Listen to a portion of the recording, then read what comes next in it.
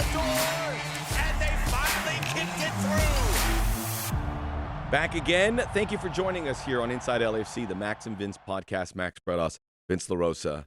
And it's a bit somber here today. It's a bit somber. And I know everyone is licking wounds and trying to put on a brave face. It's a bitter pill to swallow, losing to the Galaxy at their season. And it's also made more bitter because you have to wait a few months before they play again, and bragging rights will belong to the Galaxy for that span. Well, let me bring up the mood for a hot second.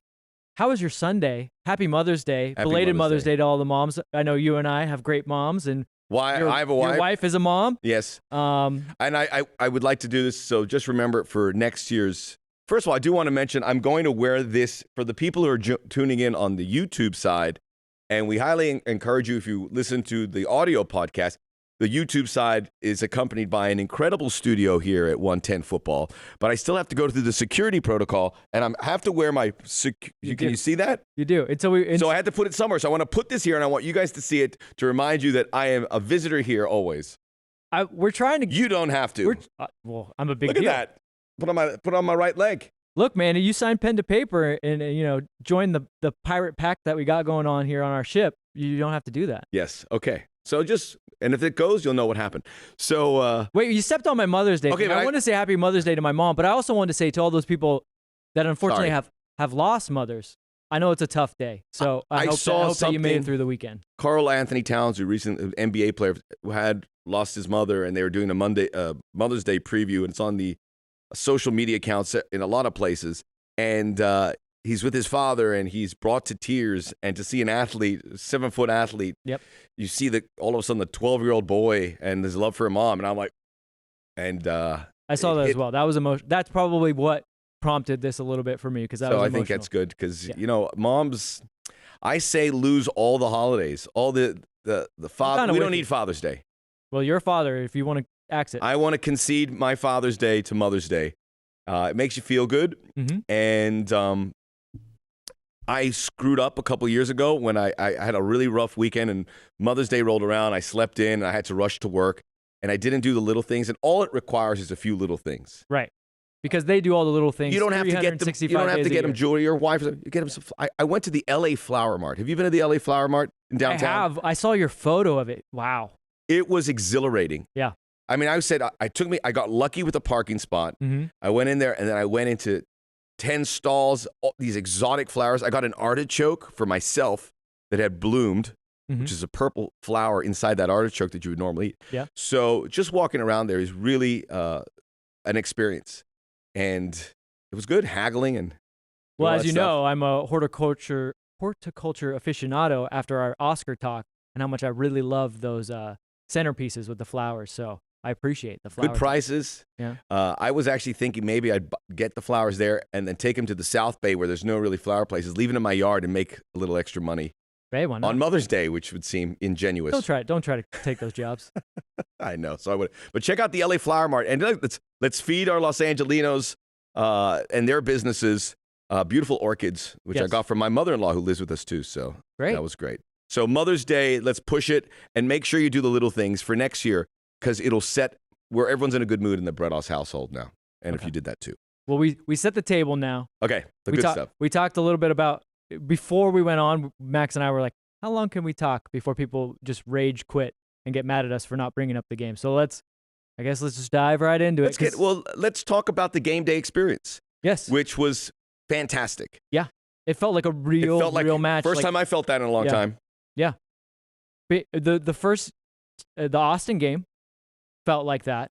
And then this one. This felt a lot different to me. It did feel a lot different. I think a lot of it was because we were at the Austin game. We were working, so we were always kind of stuck higher up, and we don't get to kind of be a part of it. This one we were kind of right in the middle of it. That felt real. Like we were on the concourse level, seeing the people come in. It just felt a little bit different. It's not. I'm not saying it's better. Don't kill me. Don't kill me. I'm just saying it felt a little bit different. I didn't show up that early, so the game kicked off at 5:15. Yeah. 5:10. 5:10. And I showed up at 2:20, and I was the first person in that parking structure, which was very strange. That is weird. I was like, where do I park? I could park anywhere. Yeah. And I went there. They didn't open the gates till 3. The woman told me to go left, and I was like, okay. Figuring someone was gonna then steer me to wherever I go. I was like, where do I park? Just anywhere? So I just did. Just park it. I mean, what do you do? 12:13 in the lot. So and then between like it was still very quiet, and then like from 4:30 to like 5:30, boom. Yep. If 9,000 folks in there, and it felt like hostile territory, which I wasn't sure how to prepare that, and that was a good feeling. That got the blood flowing about how it was. There was trash talking. There was extra security. Not allowed on the berm side where they have the big scoreboard, where the Victoria block side. Yes, the Victoria. I'm sorry. I spent so much time at that stadium through the years because then we did everything. It's new. They're trying to get it to catch on. But they said don't walk there if you got your LAFC colors. Of course. So I was like, okay. I go, You're like, but I'm Max Bredos. I went through. I'm Max Bredos. Well, I got this. I know all the security guys. They gave me a walkthrough, and some guy goes, I heard some guy as I was walking by, who the heck is that guy? We'll get into the game because I know that's what everyone wants. But my favorite Max Bredos story, and I think I've told this on the podcast before, is we were after a game one time at Galaxy, and I think it was like it was a draw, one of the draws there. We're walking to go. You walk down the south end to go to the press conference, and sometimes you get held up. So we're just kind of standing there. I'm standing there with you, and this guy keeps going, Bredos, Max Bredos, Bredos, Max Bredos. And finally, you looked up and you're like, hey, buddy, what's up? He goes, F you, Bredos. And you laughed and you took it so graciously, but I was like, that was one of the funnier things I think has ever happened. I love that stuff. I love it. I love when they're creative and the setup's like, okay, thank you. He did seem like he wanted to say something nice to you. He's like, Bredos, hey, Bredos. Yeah. And you turn, you're like, hey, buddy, what's up? F you, Bredos. Hey, thank you very much. I deserve it. I deserve all of it.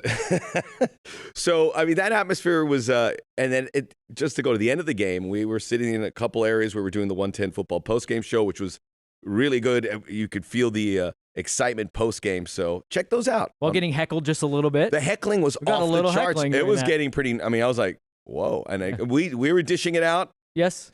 So we were having to take it right back. It was all fair played. It was all fair play. And I think fun. Everyone in that area from the LAFC was like, yeah, it's real. We're back. Yeah, really back. So it was a pretty rough feeling. So just talking about the atmosphere and all the particulars, we get into the game, and I know people are going to be very upset. We've seen the comments, and look, you don't want to lose this game because it's going to leave a mark for a while. Right. As I said in the post game, and this is not going to take the pain away at all, but it was really the best the team had looked. We can't always say this. The Galaxy got a good bounce to set up the Chicharito goal against the flow of play, and LAFC just continued to craft opportunities to get through. All the statistics were certainly in their favor, and then when they tied the game, you knew it was coming. It was like the dam is about to break. Yes, and they finally got the goal, and then give credit to the Galaxy. They were able to pull that up, and that place went bonkers. So you need more. It was one of those things that you figure they need more goals. I think they're way below the goal scoring standard that they have set in years past. And even last year when things were up and down, and it was a very tough start to the season, they managed to score goals. The defensive side was what came around a little bit later.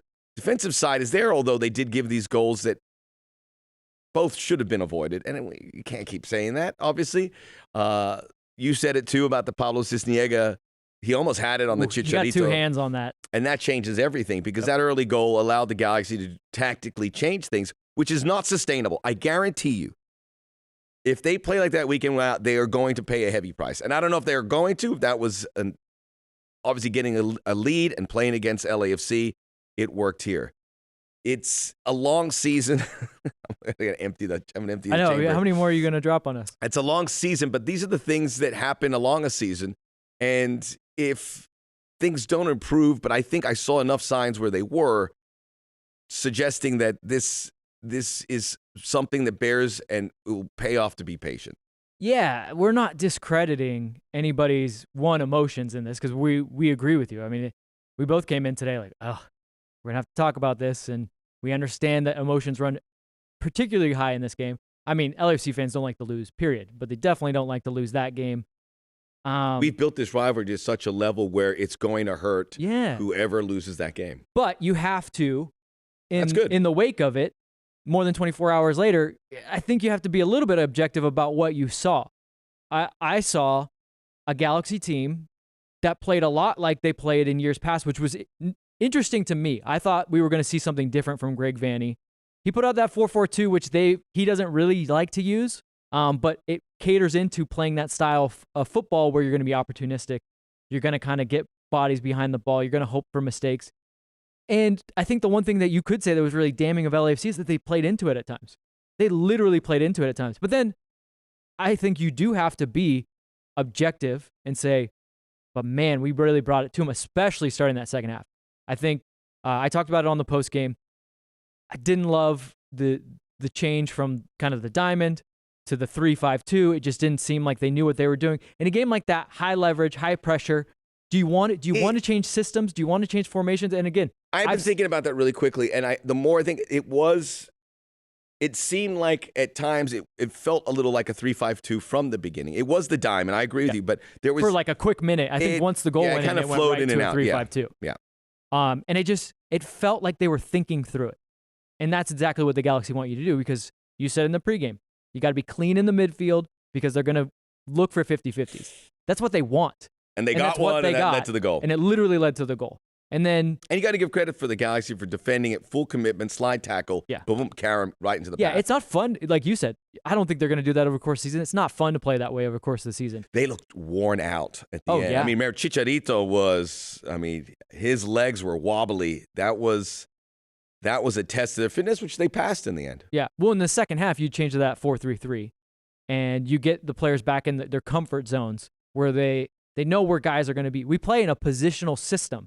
And in a lot of ways, guys know where guys are going to be before they're there. I will say that. So I did a little parsing through social media. And again, I don't want to discredit people with their feelings and the way they felt the game went. But there was a few things that I saw on social media that are not 100% correct. Like there were some complaints about guys are just standing around. So in a positional sense, they're not standing around per se. They're just being in the areas that they know they need to be in, because I guess the best way to put it is it's like a car motor. They're pistons. Yeah. Things kind of move back and forth. So as one goes up, another goes down. So they're staying in spots because either they can have the ball played to their feet, or as a movement happens, you can move into the space that's vacated. It's not necessarily that they're being lazy or they're just standing around. I think that's my other big thing. In the long term, this is going to serve everyone, and not just watching LAFC. Any soccer game you watch, do not moralize these players. I don't want to hear this guy's not trying, this guy doesn't want it enough. I'll tell you what, you and I have had just a small smattering of Bob Bradley when he's very mad, right? Yes. And we know what he demands of his players. We've got, and I say mad at us. We've also seen him mad at the team, but never in the locker room sense. I've never gotten to be in that locker room. I know that there are some times where there's some yelling and screaming. If there's one person that knows what player is giving energy, what player is not focused, what player is not, it's him. And I guarantee you he would never put a player on that field if he thought that they didn't care enough, didn't give enough energy. And he would immediately yank them. I don't care what time of the game it is. I don't care who it is if he thought he saw that. So I would just say as a fan, maybe buoy yourself from that, because I just don't moralize that. It's just such hard. I saw a lot of effort. Yeah. I mean, execution's a different animal, and we can debate that, and there's things that they have to resolve, and there's some timid nature, which force changes quickly at halftime, that decisions have to be made quicker. Yeah. And that is all part of what this team is all about and preaching, and the style that they play. The decisions have to be made super quick, and sometimes they're not made super quick, and you pay a price. Quick, you have to be brave. This is a system where you literally have to be brave. You have to go into... That's what players want to play. Yeah, you have to go into the jaws of another team and try to unlock them. And when you do that, you got to be clean with your touches. You got to know where you're going next. And you basically, like you said, your mind has to be faster than your opponent. So we're not saying, again, I'm not saying don't look at mistakes. Well, clearly there were mistakes. There was two big glaring mistakes. Sifu in the midfield, you cannot get caught in that situation. Murillo, you did so much work with Kim Moon-Wan to suss out that situation, delay everything, and then to try to take a cheeky touch with the outside of your boot to get into the corner to get out of it. No. That's the time. That's not the time, not the game, not the area. It just, everything was wrong about that. And I will 100% own that. But the effort things, It just worries me. I don't like to talk about players' efforts because again, if there's one person that knows who's giving the effort, it's Bob Bradley, and I guarantee you he would handle that. So I don't like the moralizing. I will stay clear of that. Now the execution part, and this is something that I think LAFC has seen these last 2 seasons when they've fallen off since the record-breaking year in 2019 is, and I don't see all the clubs in front of me, but it feels like, and maybe it's stylistically as well, it feels like they pay a heavier price for those mistakes than most clubs. And I think that is part and parcel with the style. And when it works, you do it. But if you're playing a certain way, and these mistakes are illuminated, and I wish that wasn't the case. I wish mistakes could be absorbed a little bit more, but you've mentioned 2 mistakes, and it led to the 2 goals of the 3 or 4 really good chances that the Galaxy had. Yeah, and some mistakes are unavoidable. I think our biggest criticism of the team, and we shared this after the Houston game even, and it's going to linger until things get figured out, is we still see a team that's in second or third gear. When are they going to rev it up? When are they going to give us a 90-minute performance? We saw a team at CONCACAF Champions League that made mistakes, but always got to the next play. It was like, mistake, fine, move on. Now I'm seeing a team, to your point, that's timid again. Mistake, and then it's kind of like, oh, is the ref going to bail us out? Is this going to... No, guys. No one's going to bail you out. You need to get up in, you need to get the engine revving, you need to get going. We need to see a 90-minute performance. That would be my biggest criticism of this team. I have not, in these games yet, 4 games, we're now 4 games in, have not seen anything close to a 90-minute performance. That's a problem. And they paid a price. They've sunk down in the Western standings, I think, if the season ended today, which it doesn't, and there's a long way to go, and the schedule's going to be much more accommodating opponent-wise, because they've had a challenging stretch here. I don't know how good the Galaxy are going to be at the end of the day, but it's a rivalry game, and we know what goes into it, and emotions run very high. But it's a situation now with LAFC that they have a lot of guys that are going to put their hand up, and we saw that with the starting 11. Then you saw Mahala come in, Danny Masovsky a little bit later. You saw Kim Moon-Hwan, and we'll talk about his performance, which was very encouraging, a lot faster than I thought. I mean, he can really motor. He can fly. He looks like a proper right back Yes. who finds that space, and it's just a small sample size, obviously. But it was good to see him obviously putting the work in. And then Marco Farfan coming as a left-footed player, So these guys came in, and all I thought had positive moments. Danny was a smaller time frame. But in addition to the guys, obviously Sifu and Chiki came out.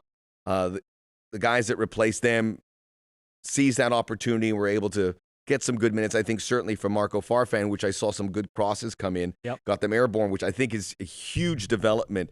And Chiki needs to kind of get that too. And it's going to be a big learning experience as well for all these guys. But there's a lot of guys there, and now the right combination of guys have to put the hand up and lift the entire team to get these results. Get the goals when it goes into the back of the net as opposed to hitting the back of a defender, these kind of things. But there's a good group there that I think are capable of taking to that next step. But the pressure is going to mount. And now they have Seattle in the next game, which is another tricky spot. Top of the Western Conference, And they look great this week. Well, they look okay. They look okay. Another rivalry game. Yeah. It's another rivalry game. You kind of led into the takeaways, and I think I'm going to fire them up right away. The first one for me is Chiki Palacios, Farfan, Kim Moon-Hwan, and the idea that we said coming into this rivalry game or not, this was a point in the season where we're going to kind of learn a lot more about this team. It's an inflection point. It's a time where you got to settle in and really bring it. And I think Marco Farfan has really brought it. I mean, he came in at halftime.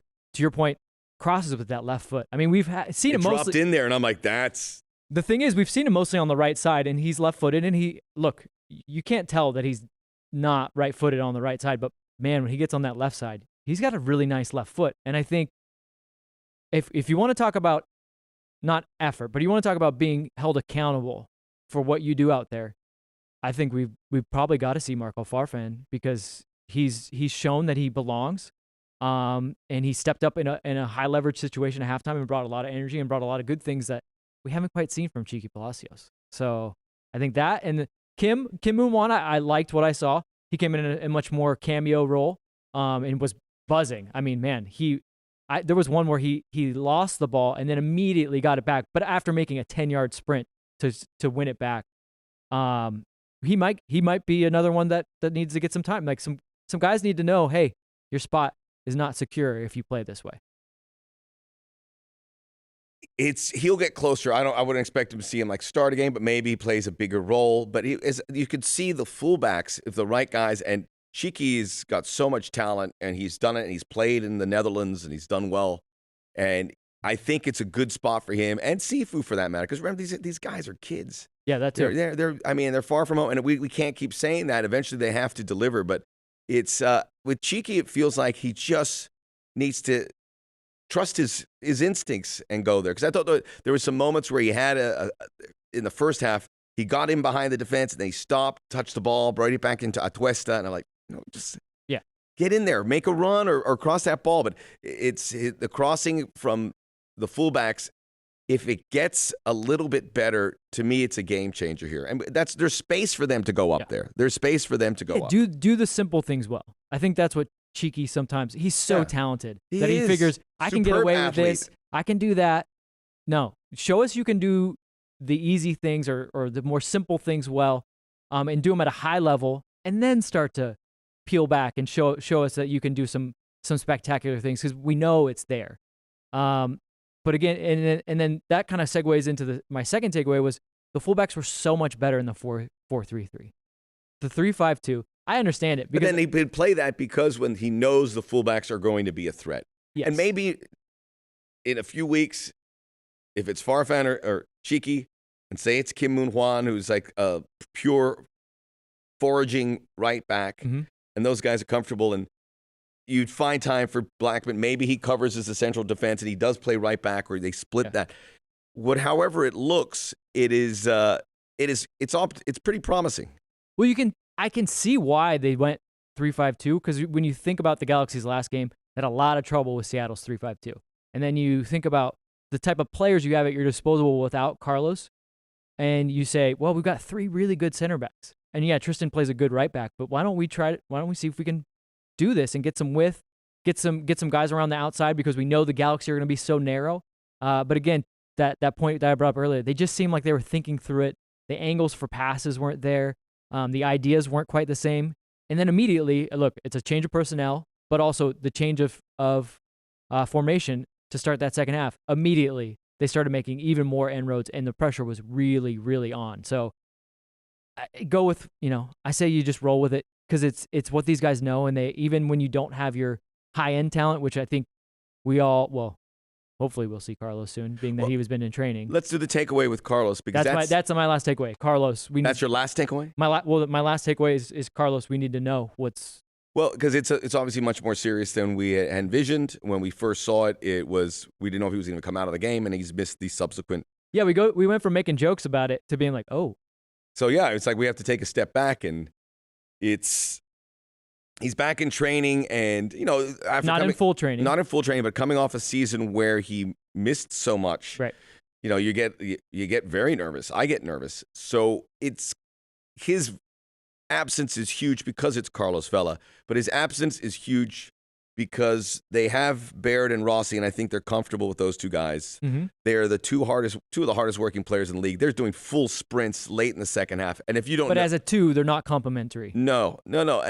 But I think Carlos could unlock them and make them so much better, because he'll find space for them and pay off for their runs. Mm-hmm. So that alleviates all these things. So Carlos is big for being Carlos, but it's just a systematic fit. Yes. In the meantime, we can't assume Carlos comes back Sunday based on this trajectory. So Sifu came in. I think Sifu's still the main guy for that spot. It's not a position that he has really grabbed onto. We've seen some signs of it. Mm-hmm. And then Mahala comes in, and then Danny Masovsky also comes in. I'm not sure who is the best stopgap measure until Carlos comes by, but that needs to be alleviated in the short term, because they've got to find a way to work with Baird and Rossi, have some guy who can distribute that. And I don't know if it's either one of those 3 guys. Yeah, I mean, it's about roles for me. You have a guy like Mahala, and he's going to take guys on. He's going to run beyond the defense. He's going to try to create windows that put the fullbacks in trouble. And that's what you need. And so whether it's Mahala in there or it's Masovsky with the 2 guys running off of him, I think you go back to what you know. and you fill in the roles, you fill in the positional play that you've done, and then when Carlos comes back, Carlos knows this system better than anyone. He can kind of seamlessly move between those positions. I like when I see the three rotating. When Diego sometimes through the middle, sometimes Corey's through the middle. Mahala can find spaces. It's so much to deal with for any back line. For fullbacks to be one looking at the ball in front of them and knowing that a guy's running off their back shoulder. It was too predictable that other way around. But yeah, we need to know a little bit more of what's going on with Carlos, and I think we will this week. I think we're getting closer to knowing exactly what's going on. Yeah. In the meantime, if you're concerned about it, you have every reason to be concerned because you're like, okay, I said, if Carlos is training and he has a conversation with the coaching staff and says, I'm good, I can play, he's going to find a way to get in that game. Mm-hmm. And I also told you he'll probably start. It's not going to be a half measure. I'm going to play 30 minutes. So we got the news that he wasn't going to play, and then it felt to me, because of just the nature of that game, a little further away than we all thought he is to returning. Yes. But as you said, we'll find some answers. But that was a little discouraging for me. And again, to rewind back to your point about last season, it's probably the smart decision. It's just when we don't know, now we're all getting antsy. Yeah. Now we're all like, well, just get him in there because we're losing games. We're not even, we first lost this season. We're not losing games, plural. But we're dropping points and we don't look good. And everyone wants to see the team that looks good. We want to get out of third gear, get him in there. But if we know, hey guys, look, this is why Carlos, we need him for the full season. It's not about it's not about this little burst at the early parts. Then I think it's a little more palatable. So I think it's a criticism of Major League Soccer, but it's the way the league is built. It's true. They do keep it opaque. When people say, oh, you got to bring it every game, yes, that is true in some plays, and you do have to bring it every game. But in a single table situation where you need points for whatever your goal is to win it, to qualify for Europe, mm-hmm. as they do in the top European leagues, or to avoid relegation, all these games do matter. Now, MLS, it's like MLS 101 here, but if your player's not 100% and you have 30 games still to go, yep. You don't bring them back in because you have these 30 games and it's a forgiving calendar and you can concede some things along the way for the bigger picture of playing a guy, not putting a guy in there, I should say, that could re-aggravate an injury. There is no reason to. Mm-hmm. You always err on the side of caution because the way the league is built. Teams like Seattle in the past have gotten such slow starts, and I'm sure they got criticism, but they know you hit it here and make sure you're in peak form. You don't want to lose rivalry games ever. But under this circumstance, common sense, if Carlos Vela's at 70%, you don't play him. 75%, nope. Well, if from everything that I've been hearing, the supporters were very happy about the Supporter Shield. It was an amazing season, but the big disappointment was we did not get to and lift MLS Cup. They want MLS Cup. If that's your goal, you need Carlos. And you don't need him 5 games in the season. You need him at full tilt at the end of the season and going into the playoffs. So in that regard, this is the smartest decision. But does it make it any easier when you know that you're better than your rival and you know that, man, you have a Carlos Vela-sized hole in that game that if he had that little bit, like, again, with a level head, we were playing the Galaxy off the pitch. They were literally sitting back and just saying, oh God, hang on for dear life. Expend all your energy to make every single tackle. And maybe that works well into their system. Like you got a guy like Julian Araujo, who I don't think was very good in any of the games leading up. But man, he gets revved up for these games. Like he was everywhere. He was everywhere. When you tell him that's a great shout right there. Yeah, when you tell him, hey, just go be a wrecking ball and just blow everything up. And it doesn't matter where the ball goes, because we'll get guys around it. But you just make sure that they can't be clean with their touches. He loves it. Like there's a lot of Galaxy players there. Again, that I see, like a Daniel Steres. He looks like Sergio Ramos sometimes when he plays LAFC. Yeah. And then other games you see these huge holes for the Galaxy are great at preparing for this game and getting hyped up. And that's, a testament to these guys. But it may come at a price in the big picture of things, because you'll see them in the next game and they'll be flat. Okay, we want to win we want them in the rivalry games, or you want the big picture thing? I am pretty convinced LAFC is going to be ahead of the Galaxy by season's end. And I was a little hesitant on the. No, I agree. Okay. I agree with. So, And I think Bob Bradley also at the end of the game is probably going to be very positive with the players because of that effort. Disappointed about some of the execution. I think they're disappointed. He said he was disappointed at the end because they really were pushing for, even though they gave up that mistake, there still was chances to get that second goal and at least get a point out of it. But there was, again, they just got a little sloppy. Like he said, there was some silly fouls where it basically, you're giving the Galaxy the game at that point. You foul them. I mean, they were time wasting at like the 33rd minute. So when you foul them in the 89th minute or in stoppage time, oh man, they're gonna really draw that play out. And what they're gonna do is, I think there was a point where you and I stopped and you said something like, and here we go. This is the hockey reference. It looked like hockey. It looked like they were just icing the ball. There was a couple icings. Oh, yeah. They just kicked it. Chicharito made a 5-yard sprint and went, nah, it's fine. Pablo's like 20 yards off his line. He goes, I'm just staying here. Went right back to the center circle and got into position. There was one where they dumped it. I was like, okay. Max, horses for courses. Some people will say that we jinx the team by not doing a hockey reference. And I leave that to you. When does the hockey season start? How dare you? How dare you? How are the Mighty Ducks doing? I'm asking. These are real questions. Has the season started? Not great. Not great. The Ducks are not good. And that is actually... So the season has started? The season has started. I think they're almost to the playoffs. The Ducks are very bad. And that's actually my team. I actually grew up down the street from Honda. Well, can I... This is the thing with hockey. I always liked hockey. And I enjoyed it in the heyday. Until you wanted to become the But villain. then when I worked at ESPN and it was like fed down me, everyone's telling me it's the greatest thing. And they're like, we're doing a show on a college football Saturday. And it's like Alabama's playing LSU and Clemson's playing Florida State. And they go, we should get this hockey highlight in the second segment. Like, no, we shouldn't. No one cares. Ottawa Senators we look like buffoons if we're putting the Hurricane Sens in there right after a top 10 college football game. But there were so many hockey people there, I had to kind of bow down. And then when I brought soccer up, I go, can we show this highlight? It's kind of a Real Madrid-Barcelona. It's kind of a big game. Do you think we could squeeze it up ahead of Islanders and Penguins? And like, no. I go, okay. Sidney Crosby, bro. All right, you're right. Messi scored a hat trick, but you're right. We've got to get Sidney Crosby, getting in a fight. Well, that's actually good TV. I'm just glad we were able to get the hockey reference again. I didn't even plan that. It just came to my head because literally I remember watching that game and just seeing them clear ball after ball after ball down in there. Pablo, to your point, Pablo was a good 35 yards from his goal because he had to be. I mean, it was almost like hockey-esque where he's like, Coach, can I go? Can I go up there? Can I get out? Like, let's get an extra attacker in there. Do we continue with the Galaxy game? Or do we covered that? I think we've covered it. We're going to have another segment. We have to make it mysterious again for now. It is mysterious. But I'm curious what you might think the 11 for the Sounders game would look like. Oh, do you want to do that in the next segment? Let's talk about what kind of adjustments we will see as LAFC approach the end of this very challenging start, and everything's going to be challenging. We put the microscope on it. Now let's zoom out. And we'll talk a little bit about some other MLS storylines. Yeah. And maybe we'll do that. Yeah, the bigger things, bigger topic. So everyone, it's okay to feel disappointed. You can be angry. I know Monday's going to be tough. And part of losing to the Galaxy game, which is what I loved, and I want to give Gio Garcia, because he does his LA Soccer Hub, and he was in the parking lot, and he did some interviews with fans and family, which is one's in a Galaxy shirt, one's in an LAFC shirt.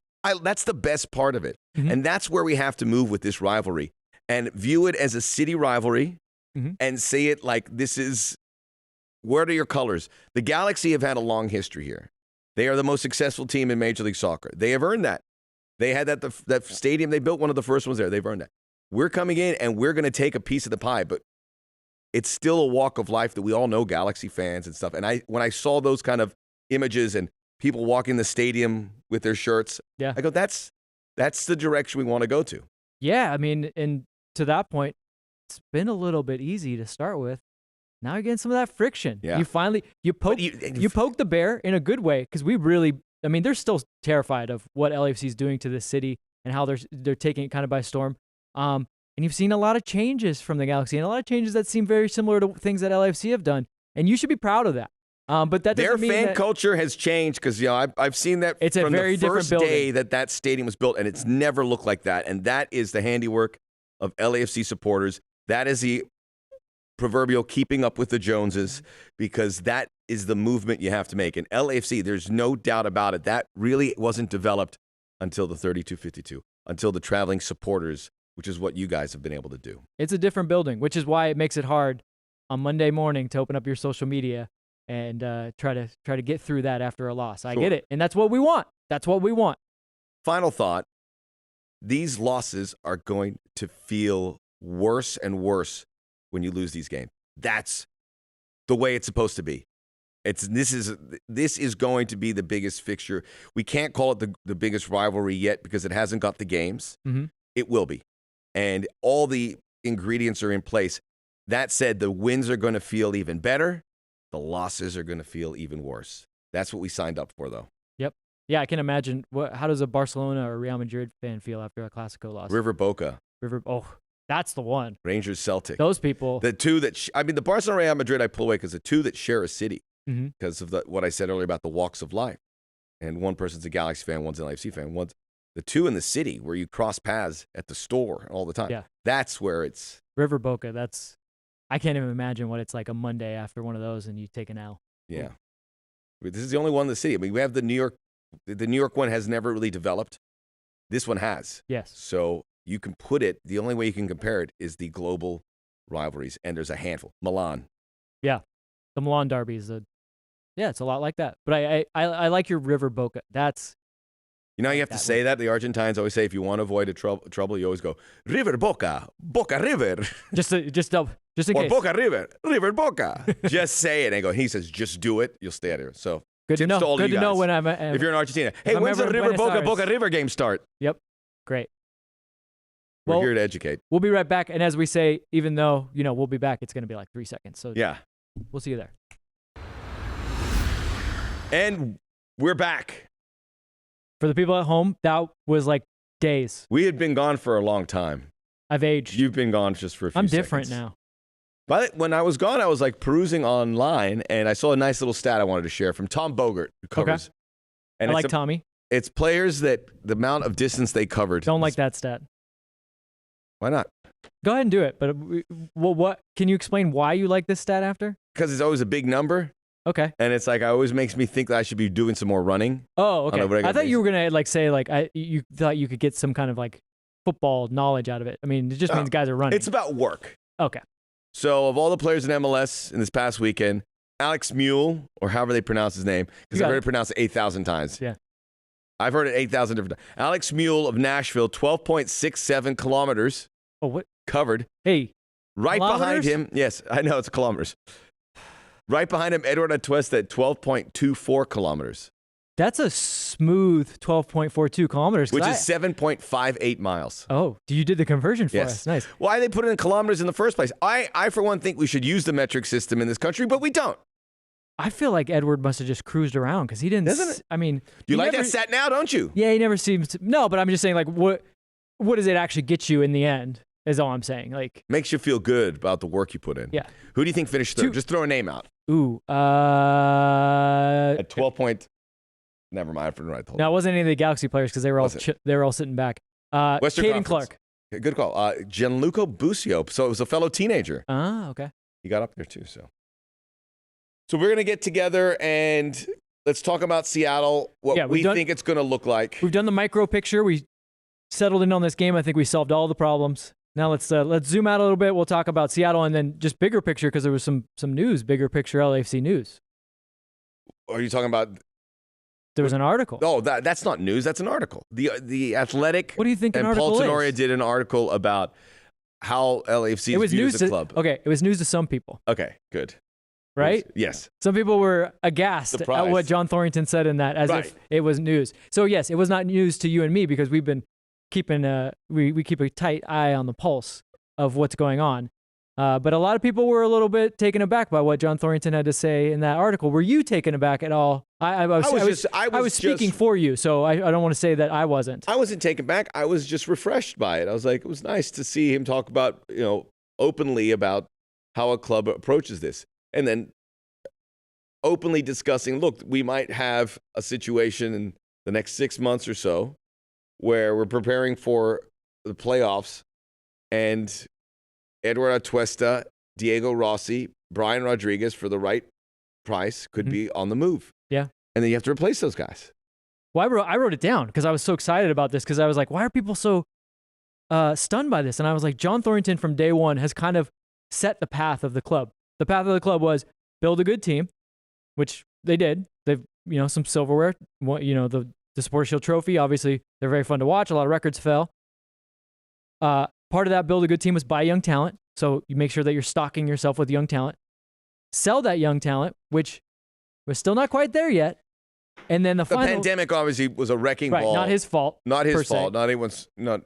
But that final thing is what you're saying which is you sell talent, which is going to be almost a final proof of concept. And then the last thing is, how do you restock on the fly? How do you stay good? How do you sell, to your point, an Edward Atuesta, a Diego Rossi in the summertime, which also not his fault that prices are better in the summertime. He doesn't make the calendar.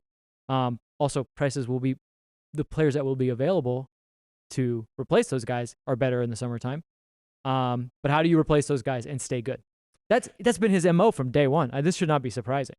I just hope that we make those guys are treated whole and they get a good price, because that was always the promise to them too. It's like, this is going to be the springboard to MLS, that LAFC will do what other clubs have done to prepare these players for that big move to a top European club, or a club in a top European league to be more appropriate, I would imagine, and be that middle person. And they've done a great job in developing. Diego Rossi's a better player today than when he arrived. Oh, Edward Atuesta was an unknown quantity when he arrived. This was scouting at the highest order for LAFC, and now he is the best at his position in this league. And not only, which they mentioned in their getting interest from Europe, but getting interest from the Brazilian clubs. Yeah. So clearly he has, people are noticing. And I just hope that the clubs come in and are fair about it. And that's the whole idea. And they said, John Thorrington was saying it as well. I'm not going to give these guys away. I'm not going to do it for a market value, because we could keep them and they can play and help us win here. Yeah, John's refreshing in a league that we've already talked about, like the injury reports. Yes, Peg. Like, you never hear anything. But John is he's not gonna mess around with supporters. He's like, this is how we do it. And we're gonna get John on here again. He's been a guest on our John's podcast. Great. John's episodes are always the best. I always love when we get to do kind of a wrap up. We do it like twice a year with him. He's always the best. The most viewed. Although when we're talking to Will Kuntz episodes are always the best. It just depends on who we're talking to. The podcast I did solo, he was the number one. Of course he downloads. Was. John Thorrington. Do you think? I always wonder this, and so this is the ability to hold two somewhat opposing ideas at once. Look, I understand as a supporter, you want to win everything. This is your team. But do you think it's because a lot of people's secondary team is a Chelsea, is a Man United, teams that they don't sell their best players? It's hard to kind of wrap their mind around, because I think I don't really think about that, but I'm sure a team can have players. I think it just breaks people's hearts that you have someone like Edward Atuesta, who I guarantee you, if he's here, wants to win MLS Cup, gives 110%. But there's that other idea that he's always looking at Europe, and if he can go, he's gonna go, and it's hard But he said it as much too. Right, but I'm saying, is it hard? Do you think it's hard for fans sometimes because of the clubs they support to understand that I want a guy that loves LA as much as I love LA, but also this player you want a player that wants to be better than they are and wants to move on. Like, that's a hard thing it's a hard thing to square, right? We all knew that coming in. This is a tough business, and players come and go, and tenure is hard to come by. Mm-hmm. So we prepare ourselves, and hopefully the market comes back. It's been very strange with the marketplace from Europe, and that's part of why they also discussed the Brian Rodriguez loan move. It's something they wouldn't have done, but under these circumstances, you get him to go there and play. And by the way, Brian was starting some games, and now he's kind of coming off the bench again. So hard to see the trajectory. That team has been a little. It's not all him too, yes. Right? That team's been a little up and down. They were bang on for like automatic promotion. Now they're gonna have to go through the playoffs if they're gonna get to that. Interesting promotion here. It's like Espanyol coming right back up, mm-hmm. and I think Mallorca. Those so we're two, gonna hear from Stu Holden and Kyle Martino about their ownership. Super excited. See what I discovered. That was a good pause. I know, I don't need to hear that anymore.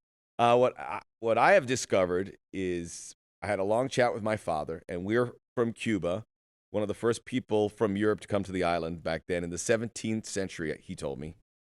So prior to that, we had family. There was Bretoses in Aragon in an area called Huesca, and Huesca's in the first division. So yes. Now I'm all in on Huesca, but they are going to get relegated. Oh, no. They're 1 point behind Valladolid for safety. And I know everyone loves Valladolid because Ronaldo Fenomeno is on there. But I want Huesca because those are my peeps now. Yeah. But I didn't know that until 3 weeks ago. Wow. That's pretty cool, It is. right? So Let's go, Huesca. the last 3 games of the season in La Liga have a different tinge to you. They sure do. That's cool. And I want them to be around so they can stick it to Mallorca. Bringing it back to the Steve Nash was the other one who was Steve the Mallorca. Nash, yes, but he's busy with his Brooklyn Nets, right? To bring it back to what we were talking about, though, I think we can't underestimate how successful it is to sign Edward Atuesta on a longer contract, because in this next coming months, had we not done that, there would be absolutely zero reason for him to sign a longer contract, because teams can negotiate for him for free. At the end of December, he can pick his destination. So as much as selling is the next step, I think this was a big step in being able to convince players, we know your contract's running down. What can we do for you in this moment that keeps you from walking for free? That's a big thing, because I would think that's on Edward, and he did it. Well, yeah, it's both. It's a two-way street. Yeah. But I don't think you can underestimate how big of a win that is for a front office, because if he walked for free after kind of dealing with COVID, and not himself, just the club dealing with the selling prices in COVID, it's about proof of concept. You got to nail you had Horta, but these guys are bang on sellable players. That seems so long ago, doesn't it? It does seem so long ago. Diego Rossi, Edward Atuesta, and if either of them walk for free, you're back at square one. Who's going to run that 12.24 kilometers then? Me. Okay, exactly why I brought it up. But I'm glad you mentioned that, because I thought that was a big part of it. And we'll talk to John about it. But it's good that these are articles being made about it, and we got to prepare. And we'll learn new players to come in. Yeah, you trust. I mean, they found these players.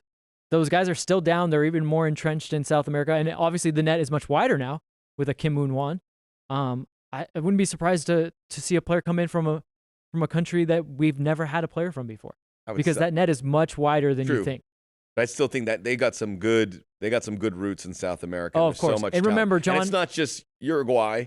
I mean, they went to Colombia and Ecuador. We haven't tapped Argentina, although that's a little more expensive market. Brazil, probably too expensive. Paraguay seems like the next big destination. Rodney Redis from there. Yeah. And remember, John always tells us Venezuela, great deals. Venezuela, which is a burgeoning, you can get great deals, and Jefferson Soteldo coming to Toronto FC. Well, and again, the thing is this: it comes out of the blue for us, but these are normally guys they've been tracking for 6 months to a year, where they're really keeping an eye on them. It's usually not something where like, ooh, that guy's good, let's just go grab him. So there's definitely already a plan in place, but you got to get guys out the door first. That's probably the big thing. The big thing I saw from this Galaxy game: get a striker. Tell you what, there's no striker coming in until someone goes out, because there's no room. Yep. There's literally no room. And for those people that are talking about this under 22 initiative, we don't qualify. They said that it would help LAFC, this new rule. It won't. I don't. The players have Paul to be making. wrote that, and I was still like, I think we're overselling it a bit, because it still has the full. It'll help LAFC in the future, but as of right now, from all we've been told, the player to qualify has to be a certain age. Transfer fees don't matter. What does matter is salary, which supposedly has to be $600K and below, the maximum salary charge and below. We know for a fact Diego Rossi makes over $1 million. We know for a fact that Brian Rodriguez makes over $1 million. So those two seemingly would not qualify, unless there's little things. Again, there's always these little mechanisms in MLS, going back to the league being opaque. But as far as I know, we would not qualify for it now. Now going forward, the next player that comes in, or maybe 2 or 3 players that come in, because you get up to 3 of them, could be underneath that. But I'm just saying right now, there is no striker coming in until there's some outgoings. And if Atuesta did leave, that would be Pancho would have her shot at that, to play that little deeper midfield. So you already have someone in-house. We've been seeing Mark play there a lot. That's true. I mean, he's the only guy you can't move out of the midfield into that front line. Yeah, I like Pancho in that position, but we've been seeing Mark play there a lot. I was actually just tooling around with some stats, looking at the heat map, and yeah, Mark was the deepest midfielder in that game. Had a good game. He did. He's had a good season. Let's talk about Seattle. Sure. Is that all bad enough about the article? Yeah, I think we can revisit it. I thought so. Look, read the Check article. it out on The Athletic. Type in LAFC or and Tenorio's great, and he gets good quotes. And like we said, John is so open about it. It's not like we have to explain it even more. John just gives you the answer. That's what Paul's he says. What he means. This podcast on a couple occasions. Yes, we'll have him back again. Okay, so starting 11. One thing you mentioned is Eddie Segura came out late, so he's been logging a lot of minutes, but he is a bit of an Iron Man. Usually doesn't come out unless something Usually doesn't come going out. on. All right, so that's something to keep in the back of your mind. Mm-hmm. And that's where the Tristan Blackman flexibility comes in a big way. Yep. And could afford an opportunity for Kim Moon-Hwan. Yeah, and Kim to getting his start. feet wet is great in that instance if that happens. Let's assume Eddie does play. And Assume he plays, but again, it is turf. So if he's having something going on that they're worried about, there's now that was another thing I saw. Some people complaining about our depth. I don't think depth was the problem in that Galaxy game. I don't think depth's been a problem this year. There are guys that are ready to go. Could always be deeper. Yeah, but it's a salary cap league. How deep are you going to go? Under the circumstances, I think we're pretty you're maxed out. You're not Manchester United with 6 center backs deep. I mean, it's just not possible. I think, okay, let's say Eddie goes and we have that same back line. I would be stunned if Marco Farfan after that. We just had a call and everyone's still talking. We brought up crosses again. Yep. Then Marco Farfan, as a left back, comes into the game. Yeah, we brought up how much of a bright spot he was, and so clearly he's earned was. It. And a good time for Cheeky to kind of look and see the game from a different spot, maybe. See a different game from a different spot. And it's about him getting balls in and beating that last defender on there so you can get a ball in. Yeah. He has it in him. Well, what Marco did great was he found those early areas to get a ball in. Okay. In the attack. Yes. He found whereas Cheeky was always trying to get to the byline and they were going with him step by step. Maybe send a few early crosses. Then at that moment you can flinch, kind of fake and then get to the byline, but it wasn't working for him. And I think it's a good time for Marco to step in.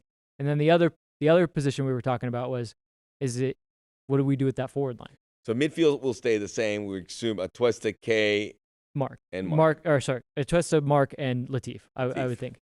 We go to the front line. Barrett and Rossi are going to be there. Mm-hmm. Let's assume Carlos Vela is not ready to go. Mm-hmm. Who do you go? We have 3 candidates. I think Mahala played well. Mahala came in, and although then I wouldn't Musovski. mind. Yeah, I wouldn't mind a little change of pace and having Musovski. Danny time. Lose time. I like Danny at the end of the game. He looked really upset at the result. He was kicking. He was yelling. Remember he also had that chance where he had a very good touch, and then his second touch let him down, and that, he was in. Yeah. But I like what he brings. He is in Houston too. He was doing those little. He's able to hold the ball up better than probably any of our forwards currently. So I would just like to see. I mean, the pressure you can put if you can hold that ball up, and then Diego and Corey are bursting by you, or you can drop it back to an Atuesta who can play to one of them, a kind of third man run. I'd just like to see a little change of pace. Although I will say Mahala was very good in coming in at halftime. You mentioned the turf, so that's going to be something. It's a Sunday night game. It's again on Fox, I believe. I think so, or FS1. And Fox Deportes, or it won't be. It'll probably be on FS1. But it's a big game. Second against Seattle, who have won 3 of their first 4 games. Yeah. I mean, you get a result in Seattle, you're back on track, and you got to figure Carlos might play a part in it. Maybe he doesn't play a part at all. But if you get that result and then you come home and the return of the king, now you're starting to feel a lot better about our first local broadcast. That's true. Max Bretto's first local broadcast with that's what I meant. With hopes of a expanded audience. Oh, did you think I meant Carlos Return of the King? I was talking about you, the voice of LAFC. I knew you meant that. Did you know who was going to be the first +1? No. No. Okay. I do know, but I have to check it out again. Shouldn't have asked. I should have asked that before. I live in the moment, man. Of course you do. So that's going to be. It's good, and then we get into June, and then we'll have some midweek games coming up there too. So it's going to get pretty. It's going to get pretty busy. So you have to set the table. So I mean, you'd love to get something here in Seattle. It's easier said than done. Seattle's playing really well. Probably the best team in the league right now. But we know they're capable. And even the beginning of the first meeting here, LAFC was really pushing them. Mm-hmm. Then it came off the pedal a bit, but you can see what they're capable of. And we know what LAFC is capable of. We're going to wrap it up. A couple things to mention. Instagram Live under the tremendous eye of Imad Bolatok. We're back. We are back on Thursday. Bringing the podcast to Instagram, other platforms. Yes, so we're going to have that Thursday, a time to be determined. You can always check it out after the recording there, but we'll be there Thursday night. Tuesday and Wednesday, I'll be there with the Kaiser Permanente. Great. Dr. Dodd's going to join us, and we're going to discuss the vaccine rollout, how it's important. And remember, the vaccine is going to be massive for you to be able to get into games and events. So let's do it the right way. Mm-hmm. And if you want to come back to Bank of California Stadium, this is your best route to do it. Yes. Because there's going to be vaccinated sections. We're hearing it's going to be expanded. So more people in the building, but you got to be vaccinated. So good good listening, good watching on Instagram to learn more about it if you're just haven't done it yet. Tuesday will be in English. Wednesday will be in Spanish. Great. That's great too. Yeah. How's your Spanish? It's good. You look worried. I'm a little worried. Okay. I just don't practice it enough as I used to, but it still comes around. I'll be reading and I'll be interacting. Some grammatical errors, but they're charming. It gives it some. The doctor will pick you up if you're, he'll take care of it. Yeah, Good, she will. Good, she will. Yes. Sorry, good bedside manner. She'll take care of it. Okay, excellent. Check out the pod where it's available. Check out the video pod if you haven't listened to it. You're here on the audio. Go to YouTube on the 110 or the LAFC account. We'll have it there for you. And we'll be back with the Seattle preview, and we'll get back to talking to some of the players and some of the people that are important to the club. Yeah, so ton of stuff. Tuesday, Wednesday, KP with Kaiser Permanente with Max on the vaccine. Thursday, You're very Instagram excited. Live. Friday, 110 Football on LAFC's YouTube channel. And then Sunday, you and I We'll be there. will be hosting the pregame on the LAFC app. That's a lot of work, Max. We don't get paid extra for this. I don't know what you're talking about. I won't get paid. I need to negotiate my contract. Inside LAFC, MVP podcast. Pick your heads up, everyone. It's a long season, and we got some good guys in there, and they're working hard to get us back to the winning ways and back to the playoff positions. It'll happen. Vince LaRosa, Max Prelos, have a great day.